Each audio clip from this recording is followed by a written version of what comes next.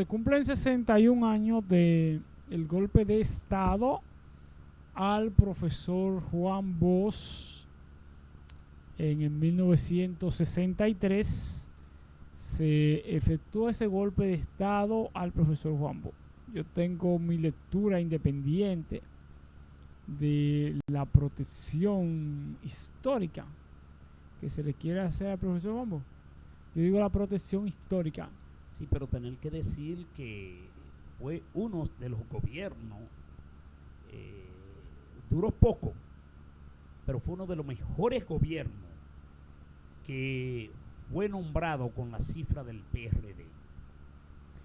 Aquella vez fue en 7 meses, pero ese golpe de Estado fue porque el profesor Juan Bosch quería igualar lo que es el rico y el pobre, y que todo el mundo tuviera el pan de cada día a su horario en la mesa. O sea, uno de los mejores, excelentes gobiernos. Lástima que fue poco y que nosotros no lo vimos, no lo disfrutamos, pero la historia está ahí. Yo no diría un gobierno, por eso te digo que tengo mi propia lectura sobre el caso, porque yo no diría gobierno, diría el primer inicio de gobierno. 7 meses fue un inicio de gobierno, no fue un gobierno. No se llegó a ver si verdaderamente las medidas tomadas iban a dar buen resultado o no. Por eso yo digo, tengo mi propia lectura. Tomó medidas que se entendían, empezaron a considerarlo que era comunista, que era algo parecido al gobierno cubano, y que Juan era comunista porque estaba tomando medidas que afectaban realmente a la clase rica, y eso trajo como consecuencia también que se produjera un golpe de Estado. Juan Bosch no supo hacer una transición. Realmente, esa es mi lectura. Me disculpan los PLDistas, juanbosistas, fuerza pueblistas. Juan Bosch no supo hacer una transición. 1963, la transición de la tiranía, gobierno del triunvirato y un nuevo gobierno democrático. Es decir, salido de una dictadura, había que tomar medidas que Juan Bosch no la tomó, y por eso le dieron un golpe de Estado. Sí, pero no estaba preparado Juan Bosch para esa transición de tiranía a democracia. Hay que decirle que también Jacobo Masluta tuvo una iniciativa de un excelente gobierno también aquí, porque cuando las cosas van a ser buenas, desde la víspera se ven. Yo nunca tuve confianza en este presidente que hoy está dirigiendo los destinos del Estado Dominicano, por la sensatez de que es un hombre callado, no sonríe y de sangre fría. Eso es el peligroso. Y tiene algo que responde todo lo que le dicen. O sea, siempre quería estar respondiendo. Por eso yo voy a igualar aquellos 7 meses de gobierno del profesor Don Juan y lo de inicio de Jacobo Masluta. O sea, eso es para que usted vea que cuando las cosas van a ser buenas, de ahí para allá ha caído mucha agua, pero usted no puede igualar ni los primeros meses de los gobiernos que han iniciado, porque hay gente que se encontraron la iniciativa de un gobierno que yo lo critiqué, que Danilo tenía tantos roces con el campesino, que fue tanto los que querían dar de hogares nobles, que no está mal, por cierto, porque esos nobles votan, y se le hacía difícil que llegara un presidente, pero fue tanto, Elías, lo que él quiso dejarse que la gente lo viera, que chocara con ese presidente de la República, que la gente ha perdido la esencia. Cuando llega un presidente a una provincia, claro, antes eso era ya usted sabe, todo el mundo quería ir tan siquiera ir a ver los vehículos. Mira, yo creo que Danilo Medina fue un gobierno popular, un gobierno cercano a los pueblos. Danilo Medina iba a los pueblos, se acercaba a la gente. No era un gobierno de élite y reuniones, las visitas sorpresa. el resultado agropecuario que se logró, la producción agrícola.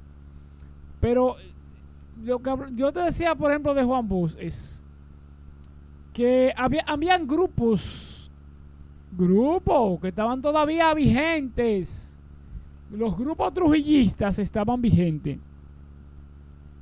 Esos grupos trujillistas, que luego de muerto Trujillo, se formaron varios grupos trujillistas, había que ponerle control, y Juan Bosch no le puso control. La primera medida que Juan Bosch debió tomar fue controlar esos grupos trujillistas que estaban vivos todos. Esos grupos trujillistas estaban vivos, Sí, vigentes. Recuérdese. Apenas, Carlos, pasaban 2 años y pico de que matan a Trujillo, y ahí estaban todos esos generales trujillistas, todos esos coroneles, todos esos capitanes, Sí, pero todos esos mandos militares trujillistas que Juan Bosch no supo controlar cuando llegó al poder. no, porque es que llega reciente.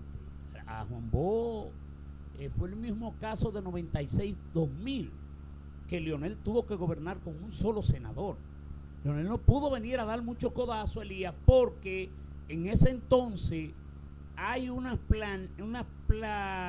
plataforma de los reformistas que abrieron puertas para que llegara Leonel. No, pero estamos hablando, ya había no democracia, sí, pero ya no había podía, democracia. Sí, pero no podía Ya había empezar democracia. a darle con la punta del pie, porque luego después cuando se llama a esa alianza es donde dice el No, pero que expresidente tú Joaquín estás Balaguer, hablando de una que alianza. metió los 2 pies entre un zapato. Tú estás hablando de una alianza. Yo estoy hablando, Juan Bosch no llegó con una alianza con los trujillistas. No, porque Juan Juan Bosch Bosch no llegó llegó solo. con una alianza a los trujillistas. Leonel Fernández ya con una alianza con los reformistas. Sí. Es diferente. Juan Bosch no llega con una alianza con los reformistas. No. Juan Bosch llega solo y debió tomar medidas. Debió controlar grupos insurgentes y someterlo a la mínima expresión. Sí. Y eso tuvo como consecuencia que al no someter a esos grupos trujillistas a la mínima expresión, a esos grupos, ¿cómo se llama? ¿Cómo dice? Se me fue la palabra.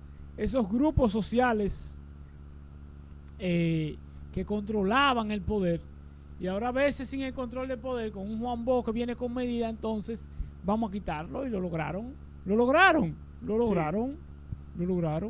Juan Bosch tenía, no porque Juan Bosch no tuviera, Juan Bosch tenía hombres fieles como Camaño y un grupo de gente que se enfrentó a ese grupo, así que Juan Bosch tenía gente fiel. Lo que pasa es que esa gente fiel fue que Juan Bosch debió poner al mando de esas fuerzas armadas, de esa policía, de todos los cuerpos catrenses, esa gente fiel a Juan Bosch, para que controlaran esos grupos y someter todos esos generales y todos esos viejos guardias a la mínima expresión, desarmarlos a todos, retirarlos de la fuerza armada y desarmarlos y prohibirle usar un arma. El militar que fue militar cuando Trujillo y tiene un arma y fue oficial y lo encuentran con un arma, está preso. Sí. Eran trujillistas, todos son militares, eran trujillistas y estaban ahí apenas 3 años, y Juan Bosch no supo manejar esa transición. Para mí, esa es mi lectura, que me disculpe, para mí esa es mi lectura y siempre ha sido mi lectura de la historia. Juan Bosch, un hombre muy bueno, pero para mí político muy malo. Un hombre muy bueno, un político malo, pero como político malo. ¿Por qué malo? Porque un político bueno mantiene el poder. El político malo es el que no logra mantener el poder. Independientemente de lo que tú digas, de Leonel, de Balaguer, de Danilo, de Luis ahora, han sido políticos buenos. No que han sido buenos gobernantes, buenos políticos. Diferencia, buen político y buen gobernante. Sí, que es el primero que rompe el récord de 2 periodos. Y Luis, yo no lo considero buen gobernante, pero buen político. ¿Por qué buen político? Porque logró mantener el poder. Porque logró reelegirse. Y un político, su meta, su fin es llegar al poder y mantenerse en el poder. Si el político no logra retener el poder, entonces es un político malo. Sí. Hipólito Mejía, un político malo porque no logró mantener el poder. Leonel, un político bueno, logró mantener el poder, logró llegar 2 veces y logró los vientos le favorecieron, porque Hipólito lo que hizo fue favorecer a Leonel con modificar la constitución, pero Leonel lo aprovecha y se queda ahí en el poder. Danilo aprovecha y se queda en el poder por 2 periodos. Y Luis ahora aprovecha y se queda por 2 periodos en el poder. Entonces, su estrategia, su política fue buena. Que su gobierno no sea bueno, no. Ahí tú tienes un Maduro. El mejor de ellos. Bueno, Maduro, su política es mala, sí, yo la considero mala la política de Maduro. Pero el político fue bueno, ¿por qué? Porque logró quedarse en el poder. Sí, se ha quedado. El mundo reconoció con una carta. ¿Tú no sabías que el mundo había reconocido el triunfo de...? No, es que ese hombre no el mundo reconoció. Sí, pero no ha estado en nada, él avise que ha estado fortalecida. El mundo reconoció el triunfo ya reconoció, dijo, sí, ya, se rindió. ¿Ya? Se rindió. Diferencia de Peña, que no se rindió y le quitó 2 años a Balaguer. Para joderse. Entonces, no importa si se jodió o no. El asunto fue, no reconoció el triunfo. Sí. Logró que se modificara la constitución. Sí. Logró, tuvo efecto. Su protesta tuvieron efecto. Esta no tuvieron ningún efecto, que muriera mucha gente, porque al final usted se rindió. Sí, exactamente. Y entonces quienes mueren son los inocentes, los que te están defendiendo. Y tú escondido, y después sales huyendo, y después reconoce. Pero se sepultó también.